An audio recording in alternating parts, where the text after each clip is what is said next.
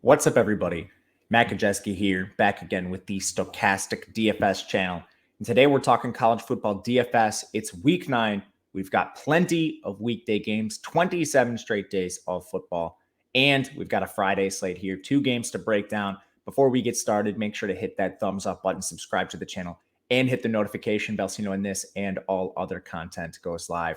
We're also brought to you guys today by Prize Picks. And if you don't know Prize Picks, they are a daily fantasy platform based on player props. You're making lineups of player props, going over, under, and all your traditional statistical metrics for football, passing yards, receiving yards, rushing yards, touchdowns.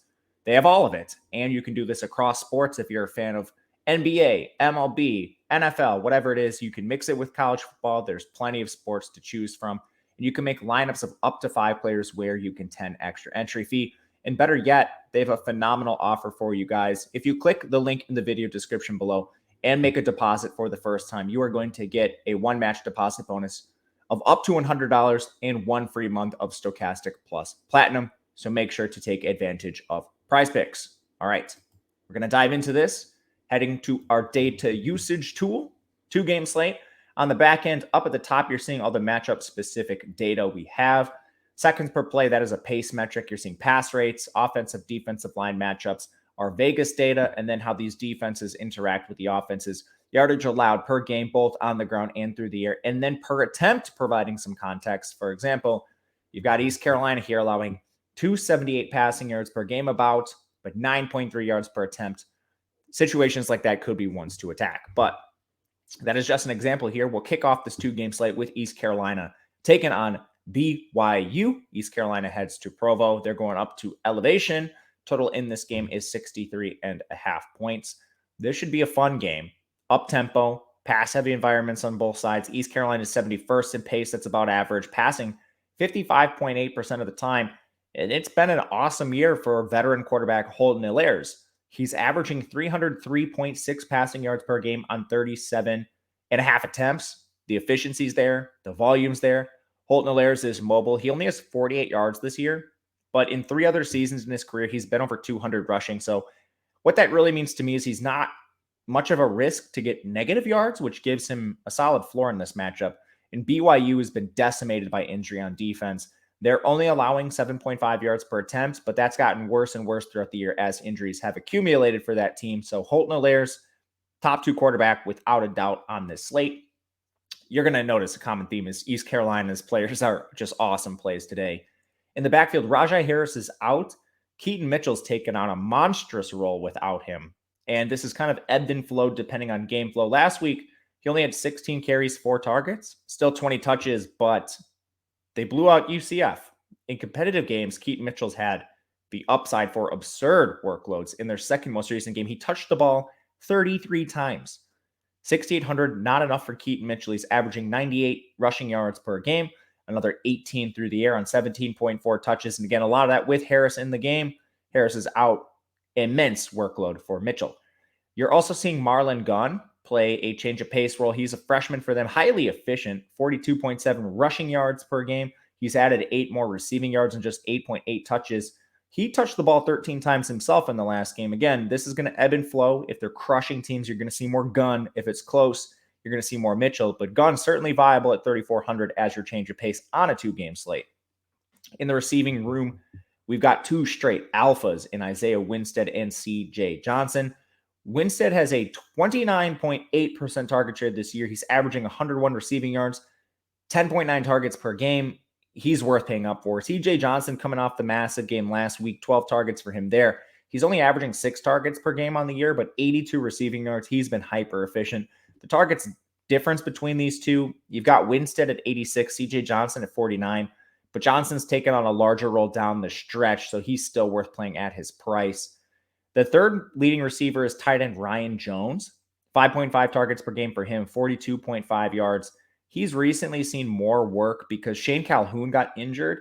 Now, this team will use a fair amount of 12 personnel, but Calhoun's potential absence would just solidify the role for Jones. Calhoun, not much of a role himself, but he's about 40 to 50% of the snaps when active. And then their wide receiver 3's been a bit of a rotation. Jalen Johnson played the role. He got injured. He returned last week, but only 13% of the routes. Josiah Hatfield has actually played that role pretty consistently over the last couple. Only 3 targets apiece in the last 2 games, but you look at the routes run for Josiah Hatfield, 71% and 84% over the last 2 weeks. He's very cheap, 3,700. So you could throw a dart with Josiah Hatfield right now. But overall, I'm trying to get at least one of Winstead and Johnson into lineups with a slight preference to Winstead. Jones, I think, is a solid GPP play. Then you've got your Josiah Hatfields as kind of your GPP options. BYU, Jaron Hall. He's seen a little bit of reduced efficiency of late. This team still has a pass rate above 50%, a little bit above East Carolina in terms of tempo, but Jaron Hall, 261.5 yards per game on 33 attempts, a little more mobile than Holton Hilaire's, 126 yards on the ground for him. But a lot of people are questioning his health. Is he injured at this point? It's hard to tell. BYU certainly not going to tell you, but sub 50% completion last week. It's a little eye-opening and at least raises the question. But we'll talk about the next game in a little bit. There's 2 very clear quarterback plays. They're both in this game. So if you're playing like cash lowers contest, you're just locking in both Hall and Hilaire's. In the backfield, this team has really struggled to run the ball this year. East Carolina is only allowing 3.3 yards per attempt. Christopher Brooks is out. You saw Miles Davis barely outtouch barely outtouched Lopini Katoa last week. 4 touches for Davis. Katoa just 1. I don't know what to make of this. Katoa has not been efficient whatsoever, but he's been the preferred pass catcher on the year. Miles Davis is a younger player for them, an explosive player. They used him as a lead back at times, but then he got injured. Now he's back. The interesting thing to me is he still only carried 2 times. Puka Nacua led the team in carries with 4. This team is abandoning the run. I think you can use Davis or Katoa as GPP plays, but like Puka Nacua is their best player right now, and they are getting him the ball at all costs. And with that, I think we could just move to wide receiver. We do not have Cody Epps. He's out, already ruled out, so not good for his status moving forward. Then you have Gunnar Romney, who is questionable for this game. As usual, the coaching staff used the word hopeful in terms he would play. They use that every single week. Sometimes they play, sometimes they don't. So watch warmups. You can be confident Gunnar Romney is the wide receiver 2 when healthy.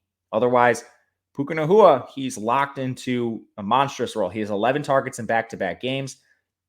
He has 6 carries and 4 carries in the last 2 games. They're just giving him the ball every single which way they possibly can. Just touches overall, 17 and 15 in the last 2 games for Puka Nacua. He should be the most expensive receiver on the slate, and he's 5,800. He is the single best play on the board. So let's talk about this if Romney's out, because we mentioned he's the wide receiver 2 when healthy.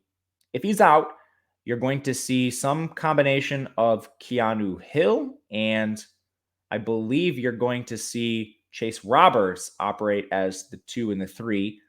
If Romney plays, I think Keanu Hill would be the 3 over Roberts, but don't feel great about that. So Keanu Hill, he's averaging 4.1 targets per game, 49 yards. Chase Roberts is averaging 4.7 targets per game, 38 yards. Roberts has been hurt himself. He's now back. They've sort of eased him into action. So I'll look at these 2 separately. Keanu Hill has at least a 70% route share in all but 2 games this year. Chase Roberts had been seeing 70% of the routes, but then he got hurt, missed 3 games. And now he's been at 37% and 42.5% on his way back from injury. That's why I slightly prefer Hill, but I think those are the top 3 receivers, assuming Romney misses. You're also going to see Braden Cosper come in. He's got about a 40% route share on the year. He's a 4th option here. Isaac Rex splits time at tight end, really no matter what happens. Early in the years with Dallin Holker, he's gone now. Mason Wake got hurt. He's more of a fullback tight end hybrid. But now you're seeing a couple other guys, Ethan Erickson in particular, siphon off some snaps from Rex. I'd rather play any of the 4 receivers, 5 if Romney plays ahead of him. Let's go to Louisiana Tech FIU. This is a game with a 57 total, a 6.5 point spread in favor of Louisiana Tech. Both teams fast, both teams pass heavy. Louisiana Tech 36th in pace, FIU 42nd. Louisiana Tech 57.6 pass rate, FIU 54.4. Should be a fun game. Louisiana Tech is down their starting quarterback, Matthew Downing. They've talked about using 3 guys at quarterback. I really think it's just a 2-horse race between Parker McNeil and Landry Liddy. Both of them are cheap. There's a chance you see them both in the game, which renders them GPP viable. if you could guarantee me one of them plays the whole game, I would have interest as a pay down option in cash games, low risk contest, but we can't make that guarantee. Parker McNeil's actually been really efficient this year. He's averaging 232.7 yards per game on just 26 attempts. That's because of the timeshare at times. The issue with him is he's not mobile, but he's the best passer that we have at the group, at least the most proven passer. Landry Liddy has not played much to this point. He's got 8 attempts on the year, 54 passing yards. He's only rushed the ball twice, but he has 11 yards there. He's a freshman. So, I mean, there is upside with Landry Liddy. We have no idea really what we're getting. I think you watch and see who takes first team reps, because in practice, these guys have been splitting. And then you could throw some darts at the guy who takes first team reps in practice in tournaments. Otherwise, I'm staying away.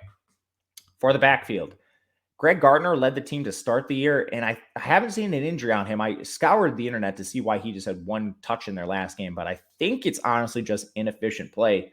He's been terrible.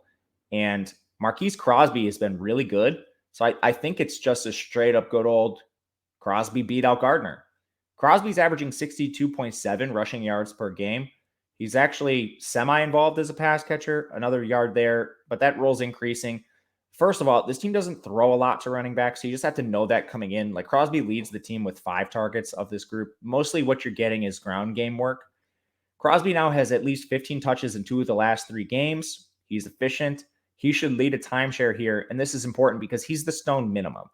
So if you're looking for a player in this range, Crosby makes some sense. Jarvis Thornton is the same price, the Stone minimum, but he's clearly behind Crosby in touches. On the year, Crosby averages 12.3, Thornton 6.3. Gardner, I think, is getting phased out entirely, so I'm not worried about him. But I'll play Crosby as the lead. Thornton maybe in some tournaments just as a contrarian option. Pass game, you've got a team that likes to run 4 wide. So 2 clear options at the top, Trey Harris and Smoke Harris. I do personally believe that Trey Harris should be more expensive than Smoke Harris on DraftKings. It's the opposite on FanDuel. Trey Harris, 5,300, Smoke 62. Trey should be, the prices should just be flipped, but Trey Harris averaging 83.9 receiving yards, not passing yards. Trey Harris averaging 83.9 receiving yards per game, 9.1 targets. Smoke Harris comes in with 60 receiving yards on 7.7 targets. The one thing I'll say here is if you look at the last 4 games, they're basically seeing the same volume, 9.5 targets per game for Trey, 9.3 for Smoke. I'm trying to play one of these 2 guys for sure, but there's going to be some ancillary pass catchers that pop up here too. Tight end Griffin Herbert, and we'll say tight end with quotations because he plays out wide and in the slot quite a bit. He got hurt, and I have not been able to find any status update on him. He's clearly the 3rd most involved when healthy, 5.5 targets per game, 67.2 yards. That's awesome for his price. If he plays, more than comfortable getting to him. If he doesn't, we've seen Nate Jones take over for him. He's the Stone min, just 2 targets apiece in each of the last 2 games. Not really much upside with Nate Jones.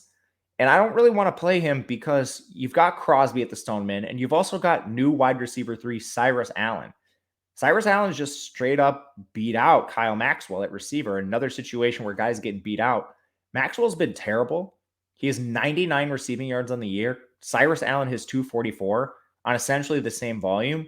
And that's not considering routes. Maxwell was the lead earlier this year, and now you've seen Cyrus Allen take over that role. If you want to dive into specifics with routes, earlier in the year, you had Maxwell above 70%, at least in 2 games. He dropped down to 25 last week. And you saw Cyrus Allen now 2 weeks in a row, 70% of the routes, 77%. He is the Stone minimum, and he is playable at this price. Going to FIU, lowest implied team total on the board, but not by a lot. They got Gunnar Holmberg back from his concussion, but they opted to continue using Grayson James. This team throws a lot, so James, I think, is viable as a tournament play, averaging 198 yards per game. It would be higher if they didn't get blown out so much. They just use Hayden Carlson when they're down by 40 points sometimes. He's mobile, 145 yards on the ground. That's solid for Grayson James. I think he's clearly behind ECU and BYU signal callers, but he is in play. He's certainly in play. In the backfield, Lexington Joseph appears to have worked himself ahead of EJ Wilson and Kajon Owens a little bit here. 17 carries in their last game and a target. That's 18 touches.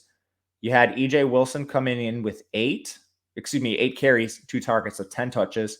And then Kajon Owens only 4.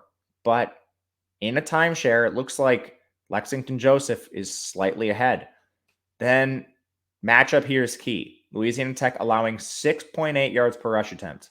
That's unbelievable. I don't think a lot of people are going to play FIU backs, but the matchup here is great. I think they're tournament viable with a preference towards Lexington Joseph.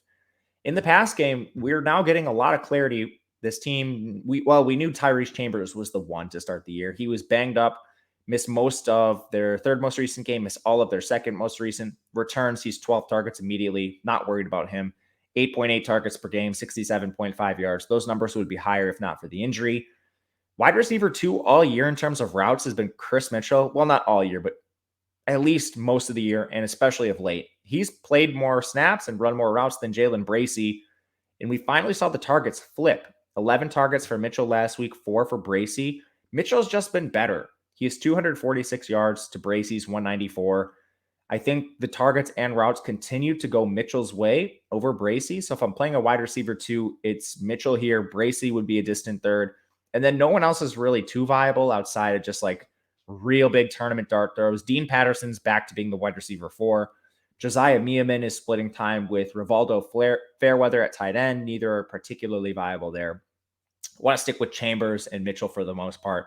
Bracey is the tournament option for this team. But that'll do it for us on the 2-game slate. Let me know what you think in the comment section. If you like any of these plays, disagree, I would love to hear from you. Hit the thumbs up button and subscribe to the channel on the way out. I can't tell you how much that helps us. And then if you'd like to reach out on Twitter, you can find me at Matt_Kajeski. More than willing to chop it up, talk some college football, whatever it is you guys want to talk about. Otherwise, good luck. We'll be back tomorrow with the full main slate breakdown ahead of week 9. Good luck, everyone. We will see you guys then.